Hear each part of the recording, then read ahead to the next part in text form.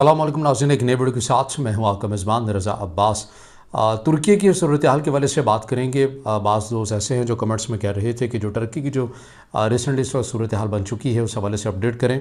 तो टर्की में जो इस वक्त मौजूदा जो सिनेरियो बन चुका है इंतहाई तशवीशनाक है। उर्दगान की हुकूमत के लिए और उनके टेन्योर के लिए 20 से 22 साल इक़्तिदार उन्होंने किया है और अब ऐसा लग रहा है कि चूँकि ये उनकी आखिरी मुद्दत है और इस आखिरी मुद्दत के अंदर ही उन्हें कुछ बहुत बड़ा सरप्राइज़ मिल सकता है। तो मामला कुछ यूँ है कि मेयर थे इस्तांबुल के, उन्हें गिरफ़्तार किया जाता है उर्दगान की जानिब से। उर्दगान गो के ये कहते हैं कि मेरा इससे कोई लेना देना नहीं है कानून, बल्कि अपना रास्ता खुद ले रहा है।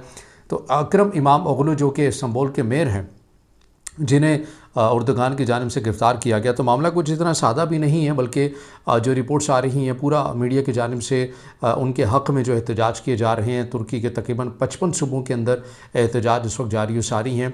81 टोटल टर्की के मनसूबे हैं और 55 सूबों के अंदर मुकम्मल तौर के पर हम एहतजाज की जो कैफियत है वो देख रहे हैं। और उसके अंदर ज़्यादातर स्टूडेंट्स हैं और वो लोग हैं जो इस्लामी नज़रियात रखते हैं, या फिर वो लोग हैं जो कि मुकम्मल सेकुलर या लिबरल तबका आप कह सकते हो। तीनों तबक़ात आपको इस एहतजाज के अंदर नज़र आते हैं।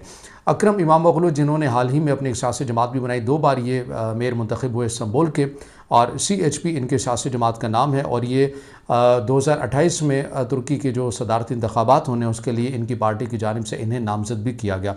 उर्दगान ये बात बड़ी बखूबी जानते हैं कि अब चूँकि उन्होंने तो इलेक्शन नहीं लड़ना, ये उनकी आखिरी मुद्दत है, लेकिन वो ये चाहते हैं कि मैंने 20 से 22 साल इक़्तिदार संभाला है टर्की के अंदर, तो मैं अब इतनी मुद्दत के बाद अगर मैं जा रहा हूँ तो ये मेरे लिए बड़ी मज़े की बात या दिलचस्प बात नहीं होगी, या कुछ अच्छी बात नहीं होगी कि मैं अपना कोई जानशीन जो है वो नॉमिनेट ना करके जाऊँ, और उसमें ज़्यादा अच्छी बात यह है कि वो जीत भी जाए।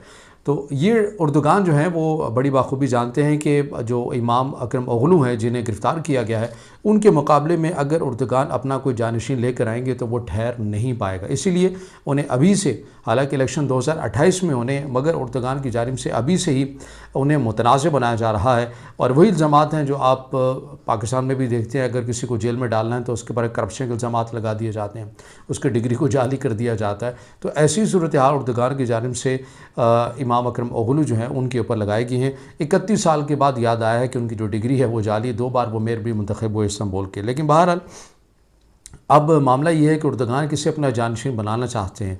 इस हवाले से पहले यह है कि वो अपने बेटे बिलाल हैं उनको बनाना चाहते हैं। वो बिलाल ने अदम दिलचस्पी का इज़हार किया कि नहीं, वो इस लाइन के ऊपर नहीं बढ़ना चाहते। फिर उन्होंने अपने 2 दामाद हैं उन्हें कहा, फिर उनमें से एक जो दामाद उनके वाले से कहा जा रहा है कि 50-50 है, कि मुमकिन है कि वो इलेक्शन लड़ भी लें और मुमकिन है कि वो इलेक्शन नहीं भी लड़ें। जो जिनसे मुतल्लिक़ कहा जा रहा है कि वो इलेक्शन लड़ भी सकते और नहीं भी लड़ सकते, वो चूँकि एक आप ये कह लें कि मैकेनिकल इंजीनियर हैं और ड्रोन टेक्नोलॉजी के हवाले से जो टर्की के अंदर काम हुआ है उसमें उनका बड़ा एक कलीदी किरदार है उनके दामाद का उर्दगान के। तो वो ये चाहते हैं कि वो इलेक्शन लड़ें और उनकी जो उर्दगान के जानशीन के तौर के पर लड़ें और वो तमाम सिस्टम के अंदर वो रहें।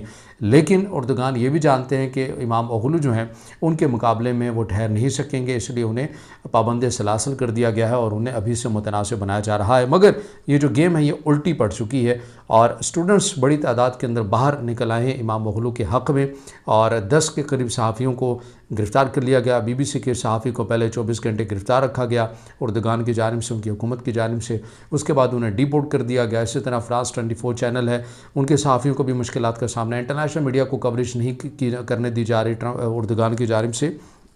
तो TRT उनका स्टेट चैनल है वो बिल्कुल ब्लैकआउट कर रहा है, हत्ता कि जो प्राइवेट जो निजी चैनल्स हैं वो भी इन एहतजाज को उस तरह से नहीं दिखा रहे, क्योंकि उनके अपने अपने मुफादात हैं हुकूमत के साथ। हुकूमत उन्हें मुख्तलिफ प्रोजेक्ट्स में या मार्केटिंग की मद में जो है उन्हें पैसा भी देती है। तो प्राइवेट चैनल्स से मुतालिक भी ये बताया जा रहा है कि वो भी इस कवरेज को नशर नहीं कर रहे हैं। जो इमाम अकरम ओगलू की जो सियासी जमात है उन्होंने एक तकरीबन 15 मार्च को ग़ालिबन एक फ़र्ज़ी तौर के ऊपर एक इलेक्शन भी अनाउंस करवाया और उसके अंदर उन्होंने खुद से ही इमाम ओगलू वर्सेस उर्दगान, तो 15 लाख के करीब लोगों ने वोट दिया इमाम ओगलू को और उर्दगान को कोई भी वोट नहीं पड़ा। ज़ाहिर है उनके जो हामियान होंगे वो बाहर नहीं निकले होंगे। इस वक्त इमाम ओगलू जो हैं उन्हीं के ही जो वोटर्स हैं इस वक्त आपको ग्राउंड के अंदर मौजूद भी नज़र आते हैं।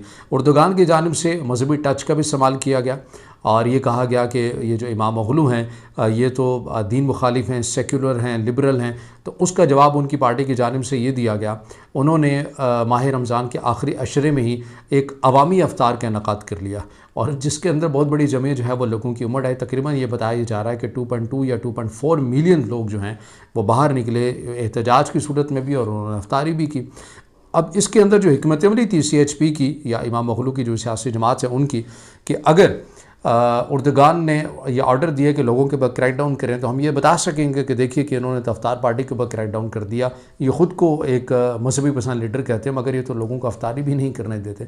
तो बड़ी ट्रिक्स के साथ इमाम ओगलू की सियासी जमात ने तमाम सूरत हाल को हैंडल किया, अपना एहतजाज भी जो है वो रिकॉर्ड करवाया, और दूसरी साइड के ऊपर अफ्तार पार्टी भी दी, और ख़ुद से ये लेबल हटवाया कि ये जो बातें की जा रही हैं कि वो मज़हब के ख़िलाफ़ हैं, तो ऐसा हरगिज़ नहीं है। लेकिन इसके अंदर ये सदाकत है कि इमाम ओगलू या उनकी जो सियासी जमात है वो ज़ाहिरी तौर के ऊपर एक सेक्युलर नज़रियात रखने वाली है। उनके मुकाबले में उर्दगान जो है वो कहने को सिर्फ ज़ाहिरी तौर के ऊपर वो मज़हब का लिबादा जो है वो ओढ़े हुए हैं। उनके टेन्योर में होते हुए माजरत के साथ उनके टेन्योर में होते हुए उर्दगान ने जिस तरह से मिसाली ताल्लुकात अपने सवार किए हैं इसराइल के साथ, और उनके अंदर जिस तरह से उसको वुसअत दी है, वो भी अपनी मिसाल आप है।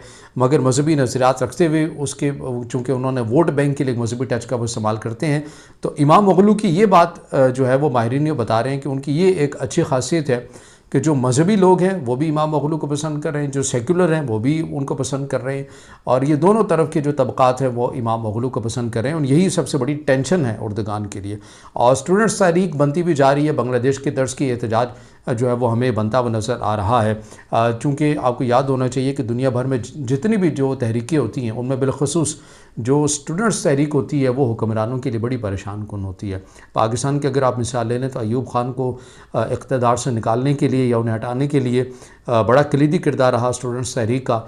इस हवाले से बांग्लादेश की मिसाल रिसेंटली हमारे सामने है, और अगर आप अमेरिका के अंदर देखें तो फ़लस्तीन और गज़ा का मामला, उनकी हिमायत में जिस तरह से उनके स्टूडेंट्स निकले हैं यूनिवर्सिटीज़ के, उन्होंने जो बाइडन के लिए काफ़ी परेशानी पैदा कर दी। फिर उसके बाद ट्रंप, चूँकि वो पहले से जानते थे कि स्टूडेंट्स फिर परेशानी पैदा करेंगे, तो उन्होंने अपनी तैयारी करके आए और यूनिवर्सिटीज़ को कह दिया कि अगर जिस यूनिवर्सिटीज़ के स्टूडेंट्स एहतजाज के लिए बाहर आएंगे गज़ा के हक़ में, तो हम उस यूनिवर्सिटीज़ के फ़ंड्स जो हैं वो रोक देंगे। मगर उसके बावजूद भी लोग निकले।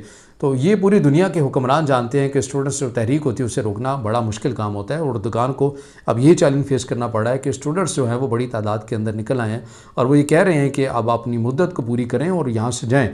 हालाँकि अगर उर्दगान ये काम ना करते कि मेयर संबोल के उनको गिरफ़्तार करते, तो वो अपनी मुद्दत बड़ी आसानी के साथ पूरी करते और उसके बाद वो जाते। मगर चूँकि उर्दगान का ये एक मेंटालिटी बन चुकी है कि वो ज़्यादा से ज़्यादा पावर अपने हाथ में रखना चाहते हैं। पहले उन्होंने अपने इक़्तिदार को तूल देने के लिए मुल्क के अंदर सदारती निज़ाम लेकर आया, ख़ुद के पास सारे इख्तियारात रखे, फिर मुद्दत को मज़ीद बढ़ा दिया कि मैं इतने टाइम तक भी रह सकता हूँ। तो इस वजह से लोग जो हैं वो काफ़ी बदज़न भी हो चुके हैं, और फिर माशी जो सूरत हाल है टर्की के अंदर वो भी कुछ अच्छी नहीं है। तो ये अब तक की सूरत हाल है टर्की के। 55 जो सूबे हैं वो हालत एहतजाज के अंदर हैं, स्टूडेंट्स बड़ी तादाद के अंदर हैं, सेक्युलर एहतजाज कर रहे हैं, मजहबी तबक़ात एहतजाज कर रहे हैं, मीडिया की जानिब से पूरा ब्लैकआउट है। एलोन मस्क की जानिब से उर्दगान के साथ ताउन ये किया जा रहा है कि जो उर्दगान मुखालिफ ट्वीट्स हैं या उनकी अपोजिशन जमातें हैं उनके अकाउंट्स को उस हद तक रीच नहीं मिल रही, या तो फिर उनके अकाउंट्स को सस्पेंड किया जा रहा है, और बाकी इंटरनेशनल मीडिया जो कवर करता है तो उनको सहाफ़ियों को गिरफ़्तार किया जा रहा है। तो ये अब तक की सूरत हाल है टर्की से जो हमने आपके सामने रखी। अगर आप समझते हैं कि वीडियो आपके लिए मुफीद है तो इसे ज़रूर अपने दोस्तों के साथ शेयर कीजिएगा, इस वीडियो को ज़्यादा से ज़्यादा लाइक कीजिएगा, कमेंट्स में अपनी राय का इज़हार ज़रूर कीजिएगा, और चैनल को ज़्यादा से ज़्यादा सब्सक्राइब करें।